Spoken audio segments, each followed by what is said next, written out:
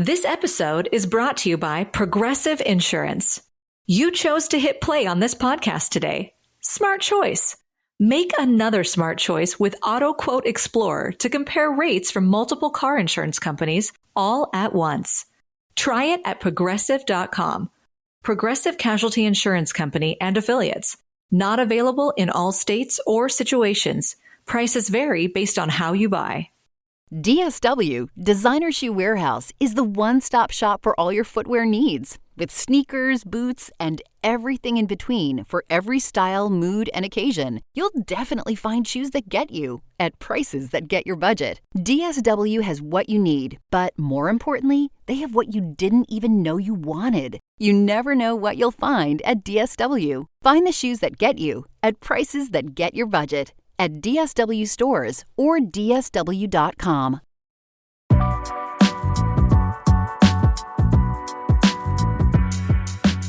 Welcome back to another episode of Investies. I'm your host, Linda Garcia.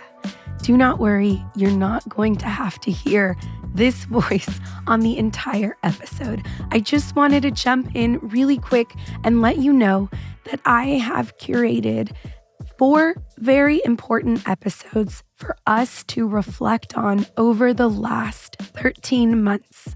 Every time I go through something turbulent in the market with my portfolio or something big happened throughout the year, I really like to sit and reflect on it and think about the things that I learned so that I can create rules from what I learned and apply them to my investing experience moving forward. In these next several weeks, the team and I are going to take a well-deserved break from producing episodes on the podcast, and we will air some of the most important episodes of the last 13 months. Please enjoy this episode where we reach crazy levels of height in the stock market and some of the recommendations that I made for your portfolio. This episode is going to kick off a series of changes that took place in the stock market throughout 2025. I was expecting for the presidential race to be a lot tighter. I definitely was not expecting to have results the next morning. I do have to say that I was in a vacuum. For sure, 1,000%. That is obvious by the way things have gone down overnight. I first want to address the stock market's historical prediction of a presidential election. The rules of this prediction are if the stock market is increased 3 months prior to the election, then the reins are not going to change. It will remain in the same party. If the stock market goes negative 3 months prior to the election, then we will have a transition. I need to clarify that it is not that the stock market didn't make a prediction because it did. I just didn't read it correctly. I was going by old rules, and the fact is that the stock market was indeed predicting the outcome, which is that Trump would be the next president. I know that because today, Wednesday morning, the stock market has reached new all-time highs for all 3 indexes, the S&P 500, the NASDAQ, and the Dow Jones. The market is saying, I told you so. If the market had not have been predicting this outcome, then we would have seen a bloody day today, and that is not what we saw.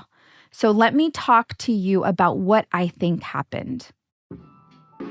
On July 15th, we reached a new all-time high in the S&P 500. Shortly after reaching that new all-time high, we did start to see a pullback, which is no surprise. When we have all-time highs, we typically tend to see a pullback in the market. Now, we need to remember what was taking place during this time.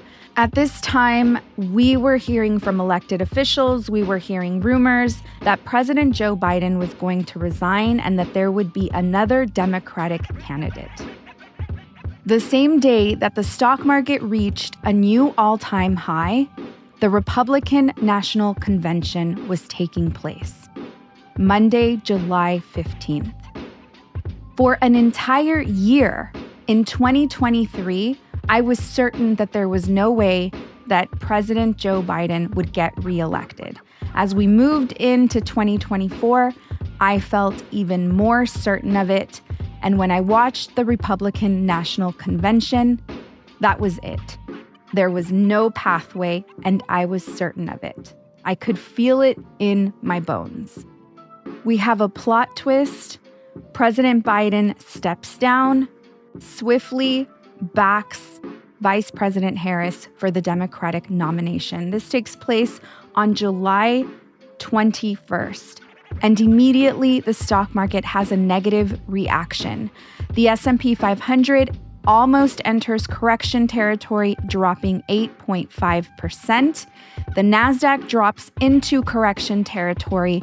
And on the episode of that week, I shared, could this be the stock market predicting that we will have a transfer of power and that Vice President Harris does not have a chance and that Trump will be the winner? I immediately let go of any possibility because I was swept away by excitement, a shift in energy. I was invigorated, and I was sold on the possibility of having the very first Black female president. The S&P 500 increased 2.59% just today alone. We still have 3 more hours until the market closes. Since yesterday, the S&P has increased 3.6%. So as of yesterday, it was already doubling down on its confirmation and its prediction. The Dow Jones, which climbs relatively slow, has increased 3.5% just today alone. Since yesterday, it has increased 4.3%. The NASDAQ today alone has increased 2.9%. Since yesterday, we're looking at a 4.2% increase. Just as of this morning, my portfolio is up $13,000. So just a few hours in the market, and those are the types of gains that I'm seeing in my portfolio. It's pretty gnarly to watch that take place. A mochi moment from Mark, who writes, I just want to thank you for making GLP-1s affordable. What would have been over $1,000 a month is just $99 a month with Mochi. Money shouldn't be a barrier to healthy weight. 3 months in, and I have smaller jeans and a bigger wallet. You're the best. Thanks, Mark. I'm Myra Ahmed, founder of Mochi Health. To find your Mochi moment, visit joinmochi.com. Mark is a Mochi member compensated for his story. The McDonald's snack wrap is back. You brought it back. Ranch snack wrap. Spicy snack wrap. You broke the internet for a snack. Snack wrap is back. Ba-da-ba-ba-ba. The number one concern that Americans have across the board, we saw it in surveys, I personally saw it while I was door knocking, was the economy. Economy. And what people are really saying is that they are concerned about inflation. Middle class is concerned about having extremely high interest rates that is crushing them with their credit cards, interest rates that is keeping them from upgrading their home or getting into a new home for the first time. For our lower income communities, they are concerned with the price of gas, with the price of food, with the price of rent. Unfortunately, most of us have no knowledge or understanding on how to take control of our finances. The reality is that wealthy people thrive in a bad economic environment and in a great economic environment. In fact, we can argue that the most growth actually takes place in a bad economic environment. This is where we have opportunities. But because most of us do not understand how to manage and grow money, these are not things that we are taught. We have no idea how to navigate those hard times. So while a lot of folks were struggling during the Biden administration, there were also folks that were thriving during the Biden administration. We're going to take a look at the stock market and how much it grew during his administration. We're going to be very fair, and that we are going to take it back all the way to when the market predicted that he would become president up until the peak on July 15th, where the market took a downturn and it predicted that Trump would become president. The growth of the last 3 months is Trump's growth. I'm not going to add that in the same way that I am going to add the growth prior to President Biden actually taking office, where the market was predicting that President Biden would win and took a leg up in the same way that we saw these last 3 months. So the S&P 500 grew 70% during the Biden administration. It's also really important for me to note that during his administration, we had a market crash, a pretty severe market crash. 70% increase with the S&P 500, 68% increase with the NASDAQ, and 59% increase with the Dow. Keeping in mind that because there was a crash there in 2021, we had an opportunity to buy stocks at cheaper prices and benefiting from the growth that took place after that crash. The Republican Party has always ran on economic issues, and the Democratic Party has always ran on social issues. What has become extremely apparent to me in this specific election is how much the economy is used by Republicans to manipulate this grandiose idea that the president can solve all of our economic issues. Only we can solve our economic issues in our household. That's not to say that we can't benefit from some monetary policies. However, I live in a Republican state where the minimum wage is $7, and it has been $7 since 2009. And so if Republicans were truly interested in the economic well-being, then they would have already increased the minimum wage to a living wage. The hypocrisy in all of this is what I can't move through. It is what I struggle with the most. We have a party that deems themselves Christian conservatives, and the person that they have chosen is a man that will simulate oral sex on a microphone, acting as if it was a penis. Like this is it. This is really who you chose, on top of all of the horrifying rhetoric that continues to spew out of his mouth. It's really just embarrassing, honestly, for the United States of America. And to think that most people are claiming that the reason they voted for him is because they want to see the economy improve. What they don't understand and what they should believe is when Elon Musk said that we need to feel pain as a country. What he's saying is that the economy needs to crash. Why would it need to crash? So that wealthy people can have opportunities to buy into the market and invest at a lower price. On the flip side of all of this, I think that it is really hard to trust Democrats on economic issues because we have consistently run campaigns on social issues. So I think that that is a massive problem and a disservice.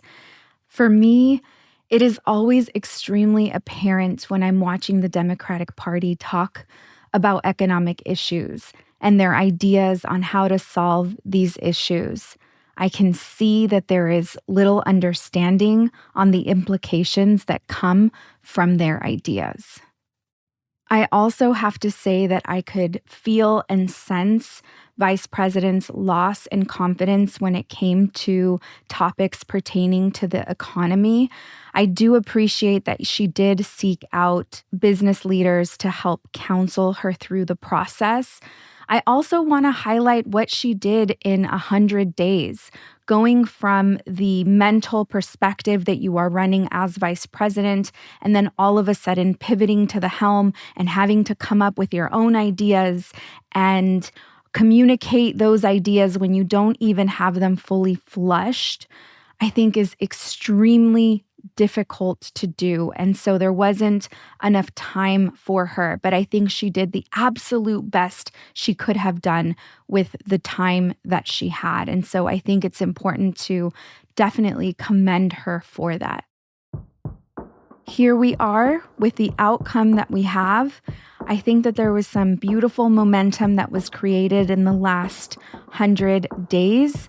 I really strongly believe that it's going to be our responsibility to continue this momentum and continue the unification that we've seen with the Democratic Party. Obviously, there's still so much more unification that needs to take place.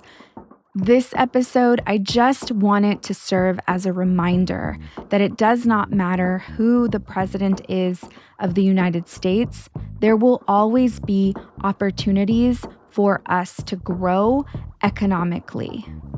Now, when it comes to everything else, I realize that we have strong beliefs on what a leader should look like, what a leader should sound like, how they should respect humanity, most importantly, the citizens of its country. Well, when it comes to that, I honestly have nothing for us. I truly don't. This is a podcast on investing, and so I wanted to make sure that I addressed issues pertaining to that topic. When it comes to all the other things, I'm at a loss. You're listening to Investies, a Cosmic Standard and an In Lose We Trust production. Special thank you to the team, Asia Simpson, Eliza Smith, and Jacob Winnick.